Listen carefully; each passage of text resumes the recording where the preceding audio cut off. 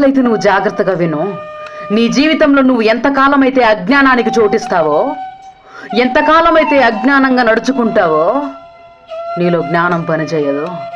జ్ఞానయుక్తమైన మార్గం నీకు అర్థం కాదు. ఎప్పుడైతే నువ్వు అజ్ఞానమును తృణీకరిస్తావో అప్పుడే నీ జీవితంలో నువ్వు మరలా తిరిగి లేస్తావు.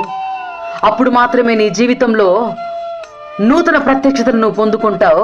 నీ జీవితం నూతనమయమవుతుంది, నీ ఆత్మ పరిశుద్ధమవుతుంది, నూతన పరచబడుతుంది. పరిశుద్ధాత్మ దేవుడు కూడా నీ జీవితంలో నూతన పేజీని ప్రారంభిస్తారు. ఇకపై నీ యొక్క అజ్ఞానాన్ని తొలగించి జ్ఞానమును అందించు. దేవుని యొక్క వాక్యమును ధ్యానించడం మొదలుపెట్టు. ఈ యొక్క వాక్యమును ధ్యానించిన ప్రతి ఒక్కరి బ్రతుకు గొప్పగా కట్టబడింది.